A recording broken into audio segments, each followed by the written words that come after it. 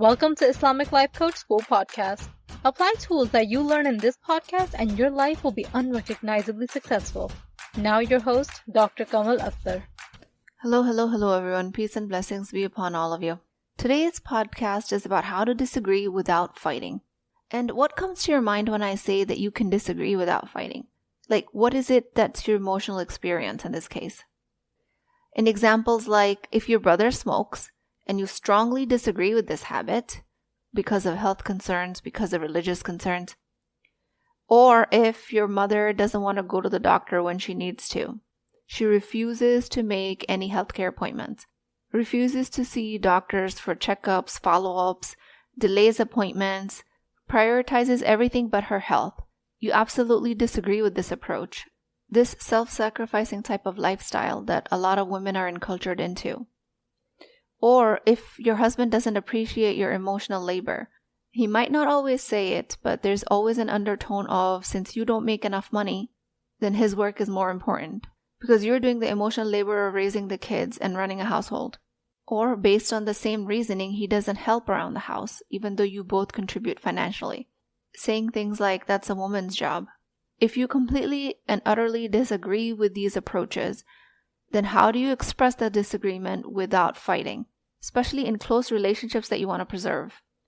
So the question I'm posing to you is, think of a situation in your life where you strongly disagree with somebody, and then imagine what your emotional experience is when I tell you that you can disagree without fighting. For me, my immediate emotional reaction was skepticism. Like when we started working on this with my coach, I was like, there's no way this is possible. Because mostly I wasn't given any healthy models of conflict in a relationship. And because of all of that upbringing, my brain just did not believe that disagreements can happen without conflict.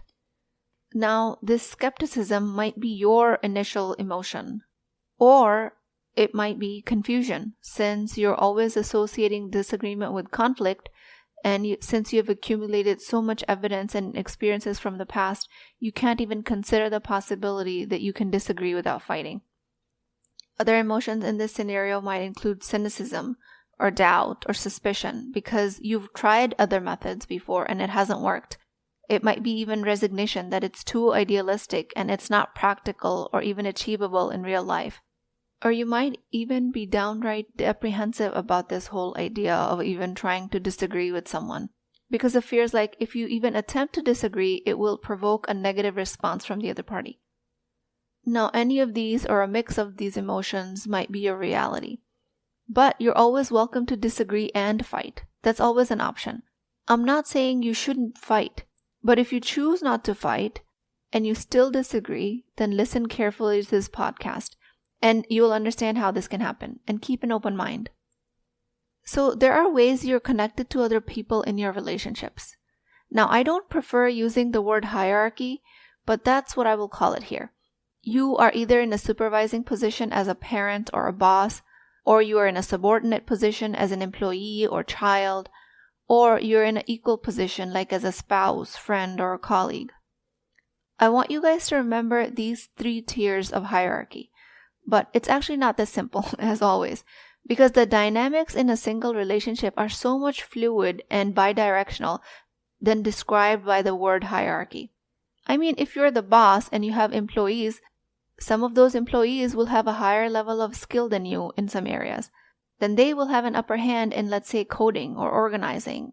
And then all of a sudden, you're not at the top of the hierarchy in that situation at work, because their skill level is more required than your leadership skills. Or let's say you're co-parenting with your ex-husband, but your current husband doesn't want to raise the kids with the same ideology and values that your ex-husband does.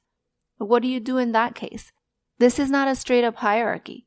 And these relationship dynamics are always turning upside down and right back up, tumbling and going sideways. There's no one direction of how this will work. But for simplicity's sake, I am telling you that the relationships are linear, one-directional, and I know this is very oversimplified, but I have to lay this foundation to help you build some resilience around not creating a fight with every disagreement. So regardless of where you are in your relationship, where you stand in the hierarchy, no matter how fluid or ever-changing it is, the ideas that I'm laying out here are going to apply. So you don't have to listen to this podcast and say, oh, this doesn't apply to me. As long as there is a disagreement and there's a person you're disagreeing with that you don't want to fight with, the rules here apply. So there is a potential of disagreement at every and any point of contact you have with another human being, because every person comes from their own experiences, their own past, their genetic makeup, patterns of thinking, belief system. Then, of course, disagreements when there are two people present are inevitable. You might want to make a big deal out of certain things you disagree with. You might want to let some things go. You might want to point some things out to others, but not make a big deal out of them anyways.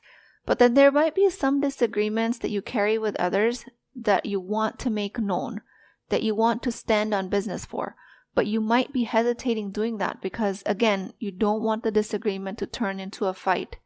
Because a fight in this case can mean a big withdrawal from the bank account of investment that you've put in this relationship. Okay, so let's say there's a disagreement because you think your emotional labor is a lot more compared to your spouse in a parenting arena and you want things to be more even. Or you have a disagreement at the cashier who said something racist to you, and you stand for not allowing that in your life.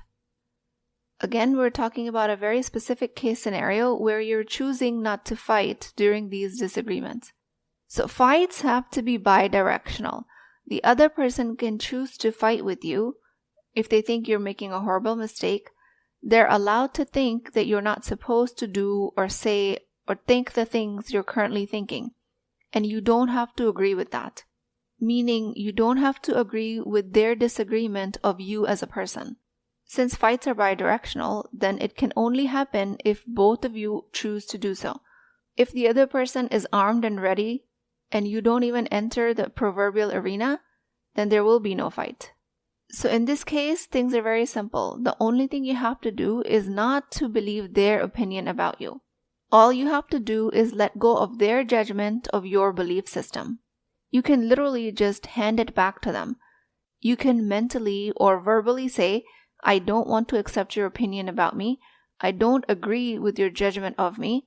I choose not to focus on your judgment on this matter. And the reason we're doing that is because they can always choose to fight with you if you disagree with them, and they can try to create a relationship rupture. They can also say that they don't allow you to disagree with them, but you don't have to agree with any of that. Meaning you are choosing not to fight. I mean, you're already disagreeing with them. You can also disagree with their opinion about you, especially if it keeps you out of the fight. And this is the key. And this is not even about playing defensive in a fight. It's not about stepping into the arena at all. And it's not even about chickening out. You're making a conscious decision ahead of time that you're not going to engage in a fight. Now, you can totally defend yourself. You can try and dismantle their argument. You can try and justify your thought process. You can try and poke hole in their way of thinking and show them what they're saying is not correct because of this and this reason. You can totally defend yourself, but let's also give ourselves the option of not stepping into the arena at all and just telling them from the outside, I don't agree with you, and stop the ongoing emotional and mental investment into the disagreement. If they want to fight, if they want to take it to the extent of, let's say, blackmailing you for breaking relationship ties or using religious messaging to coerce you out of your opinion, again, you don't have to agree with it. You can just say, I don't think I'm breaking relationship ties because I'm disagreeing with you, because I'll be right here. I'll be right here in the morning if you live with them. I will see you next holidays. I will still text you, or whatever level of relationship you share with them. Or you can say we'll still hang out together for dinners and parties. Like, I'm still open to doing all of that, but I'm still going to disagree with you. They have the option of picking up whatever arms at their disposal, and people who would want to fight are very creative at what arms they use against you, but you simply don't have to agree with them. Your disagreement of their opinion about you completely disarms them because they have nobody to strike. Nobody's in the arena to fight. So how do you apply this to a random stranger or a cashier or somebody that you have a momentary contact with, but you know is racist and is acting a way towards you that is disrespectful? and you would not let that fly. Again, picking a fight in any situation is an option. Stepping into the arena, playing defensive, playing offensive, all of that is an option. But the title of this podcast is How to Disagree Without Fighting. So I'm just going to explain this one case scenario. In which case you disagree with their stance and you let your stance known. And you hand them back their opinion. You don't internalize it. You don't over-identify with it.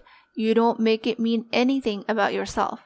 You can disagree as loudly and as firmly as you want. You stand on business and still not fight because you're just not in the arena. You're not at their level.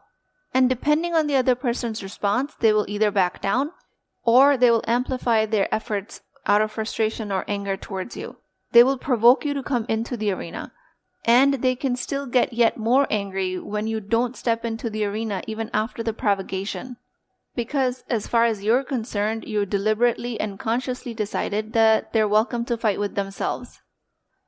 If this happens in my life and I choose not to fight, if it's a complete stranger, I let it be.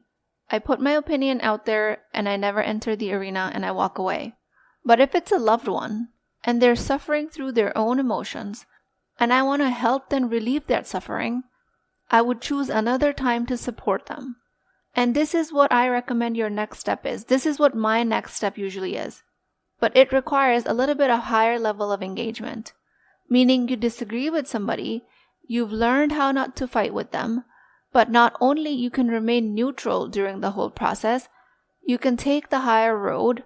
And the reason you would do that is because that's the most effective way of how they'll start to agree with your opinion. So after the disagreement, you can choose to take the higher road for two reasons. One, you want to alleviate the suffering, the person who's fighting with themselves, and you love them and you don't want them to suffer. And you want to give your opinion a better chance of acceptance by them. So how do you do that? How do you take the higher road? How do you help them through their experience when they're obviously ready to fight with you? In that case, the next step is to learn how to respect them for having their opinion. And sometimes it's just as easy as me reminding myself that they're an individual human being. They have their right to their own opinions, just like I have the right to my own opinions.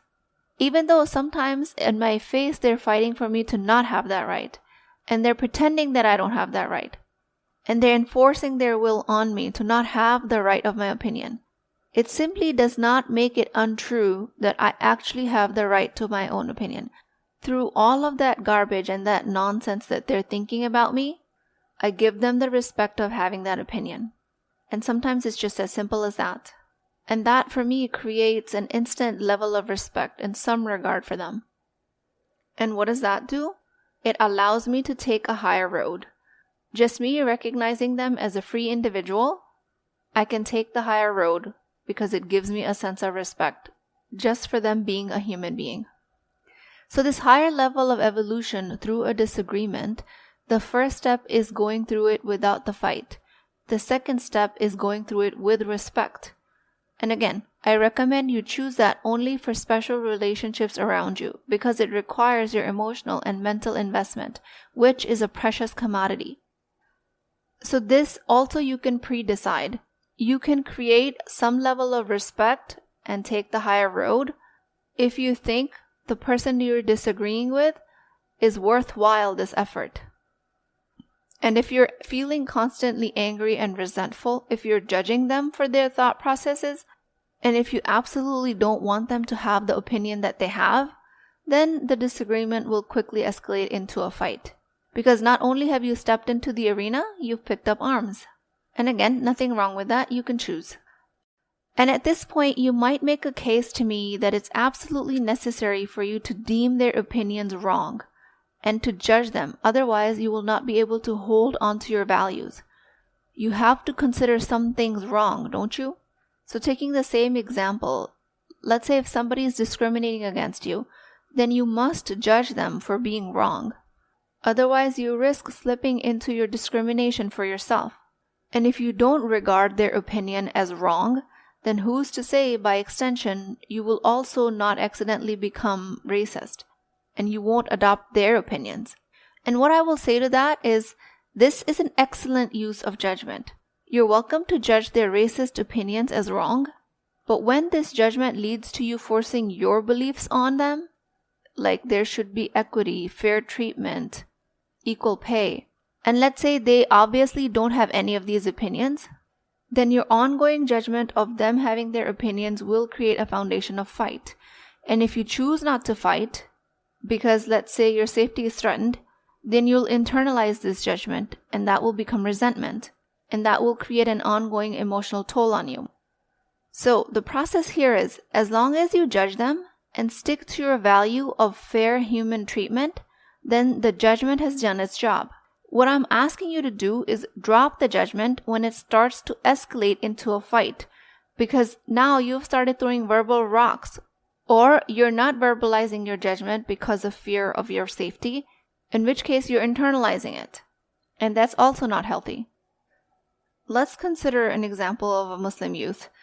Let's say you are a youth and a part of a Muslim community, and the masjid board won't allow you to play basketball after Isha, while you think that's the best time to play basketball, especially on masjid grounds. The way you disagree about this respectfully is that you carry the respect of individuals on the masjid board. You carry respect of their opinion.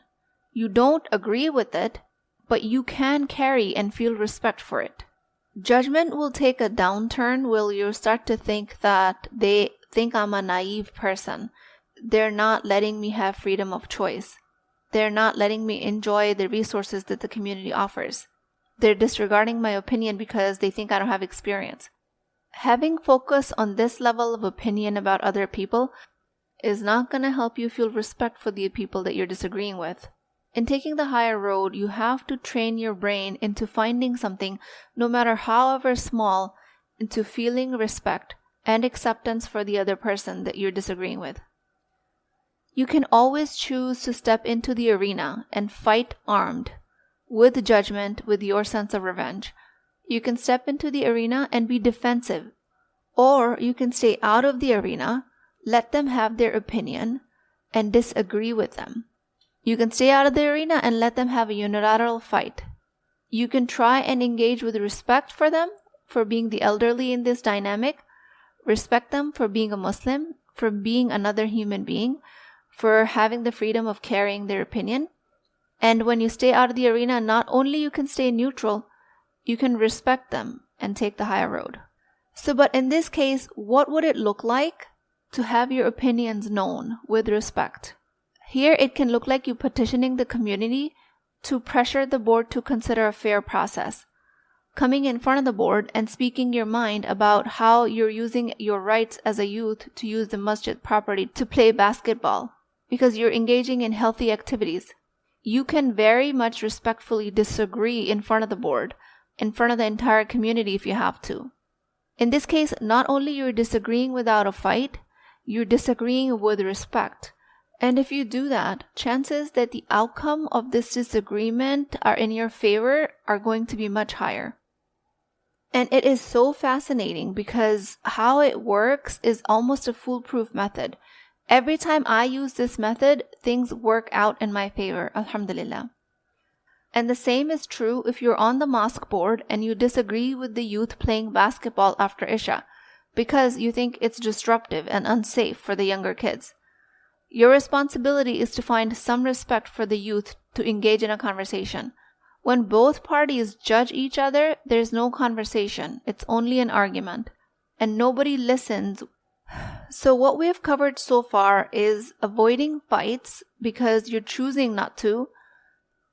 Fights have to be bidirectional. The other person can choose to fight with you. They can think you're making a mistake. They can strongly disagree with your viewpoint. But you don't have to agree with their judgment. You can mentally or verbally say, I don't accept your opinion of me. I don't agree with your judgment of me. The next step of how not to fight during disagreements is not stepping into the arena. It's not like you're stepping in the arena to play defensive. You're not stepping there at all. When you hand them back their opinions, it's like you're disagreeing without an emotional investment. Then the next step is a higher level of engagement that's done through respect. If this is a person that you care deeply about, Or you choosing to care for the sake of Islam? Choose another time to support them. Learn to respect them despite the disagreement. This is a higher level of engagement. Remind them that they have a right to their opinion just as you do. And even if they're trying to force their will on you, you don't have to accept it. I do hope that with all of this information, I have changed your emotional experience. Meaning when I say you can disagree without fighting, you can be a little bit more accepting to this notion. You can lean into emotions like curiosity, appreciation, validation, relief, empowerment. Because through these emotions, you can start to develop your own process and practice around this. With that, I pray to Allah subhanahu wa ta'ala. O Allah, guide our hearts and tongues to disagree with kindness, compassion, and respect. Grant us all the wisdom and patience to adopt rightful disagreements. Help us resolve these disagreements without fights, especially when it benefits us. O Allah, guide us to approach each situation with understanding and empathy, especially if it's good for our deen and dunya. O Allah, fill our interactions with peace and grant us the strength to hold on to our values without causing harm. Ameen Ya Rabbul Alameen. Please keep me in your du'as. I will talk to you guys next time. If you're interested in getting coached by me, I'm offering a very affordable opportunity to do that with Wisdom Wednesdays.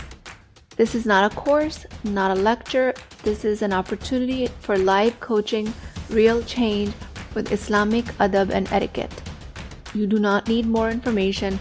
You actually need a space to create change. At $19.99 a month, which is the price of takeout dinner, you as a Muslim woman will create confidence, intimacy, and connection without shame or fear of judgment, because your privacy is my highest priority. So join at www.islamiclifecoachschool.com, resources, Wisdom Wednesdays. I'll see you inside, inshallah.